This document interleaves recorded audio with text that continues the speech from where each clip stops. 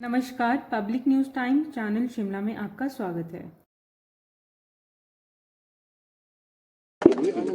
मैं ये कहना चाहता हूँ, जब से हमारी सरकार बनी है 2 साल बने हुए हैं और मुझे ये समझ नहीं आया। जब मैं आज विधायक प्राथमिकता की बैठक ले रहा था, कांग्रेस के विधायक बोल रहे थे कि हमारे क्षेत्र में जो नाबार्ड की प्राथमिकता है उसमें पैसा नहीं किया गया। तो मैंने आज लिस्ट देखी और मंत्री मंडल के सदस्य बोल रहे थे कि हमारी जो प्रायोरिटी DPR है वो कहाँ गई है। अब लिस्ट में पढ़ के बताना चाहता हूँ कि भारतीय जनता पार्टी के विधानसभा क्षेत्रों में सबसे ज़्यादा नाबार्ड का पैसा गया है। ये मैं नहीं कह रहा, ये तथ्य कह रहे हैं। मैं पढ़ना चाहता हूँ, बताना चाहता हूँ कि ये वॉकआउट जो करते हैं ये सिर्फ राजनीति दृष्टिकोण देखकर वॉकआउट करते हैं। जब इन्होंने देखा कि हमारी सारी प्रायोरिटी हमारे क्षेत्र की चली गई है, तो उसके बाद मैं आपको बताना चाहता हूँ कि सबसे ज़्यादा पैसा पिछले 2 साल में और उससे पहले भी जयराम ठाकुर जी के विधानसभा क्षेत्र में दिया गया। नैना देवी में 124 करोड़ रुपया 2 साल में नाबार्ड की सड़कों के लिए दिया गया और उनकी जो लिमिट थी 173 करोड़ रुपया वो पूरी हो चुकी है। 2 साल में कितना दिया? 123 करोड़। आपको और बताना चाहता हूँ, करसोग में तो भारतीय जनता पार्टी जीती है। 127 करोड़ रुपया हमारे द्वारा दिया गया और उनकी 174 करोड़ रुपए की लिमिट पूरी हो चुकी है।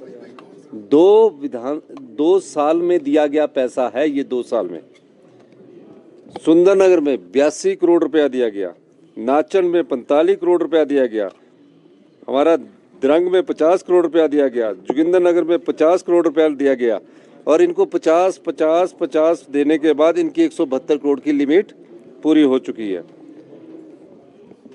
धर्मपुर में 38 करोड़ रुपया दिया गया, सिराज में 50 करोड़ रुपया देकर 172 करोड़ से भी ज़्यादा दिया गया, क्योंकि 172 करोड़ 44 लाख हुआ। तो हमने सोचा प्रतिपक्ष के नेता है, इनकी इस योजना को भी अप्रूव कर दिया जाए। जब नाबार्ड से वापिस आती है एक लिमिट के बाद, हमने वो भेदभाव नहीं रखा। सरका घाट में 93 करोड़ दिया गया, बल में 60 करोड़ दिया गया, मंडी में जो अनिल शर्मा जी के विधानसभा क्षेत्र है 73 करोड़ रुपया दिया गया 2 साल में। ये योजनाएं सारी नाबार्ड को रजिस्ट्रेट की गई है और उसमें पैसा दिया गया। जो हमारे यहाँ जो कांग्रेस के विधायक हैं, मैं उसके बारे में बताना चाहता हूँ कि इनके अभी जो 172 करोड़ की लिमिट है वही नहीं पूरी होगी। अब जसवा परागपुर में हमारी सरकार बनने के बाद भी हमने वहाँ 173 करोड़ रुपया हमने वहाँ दिया। तो ये सारी चीज़ें हमने जो है योजना के अंतर्गत दी गई। लेकिन भारतीय जनता पार्टी जिस प्रकार वॉकआउट कर रही है, वो अपने अस्तित्व की लड़ाई लड़ रही है।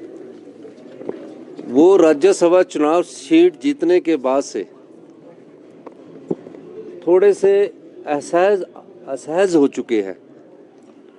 वो कोशिश करते रहे, जनता ने उनको चुनकर नहीं भेजा, हमें 34 से 40 सीटों पर पहुंचाया। अब सवाल ये है कि उस चुनाव का नेतृत्व 2 लोग कर रहे थे, एक जयराम ठाकुर जी और एक राजीव बिंदल जी। उन दोनों पर लोग उंगली उठा रहे हैं। विधायक दल में जो भारतीय जनता पार्टी का विधायक दल है, वो जयराम जी ठाकुर जी की बात को सुनता नहीं है।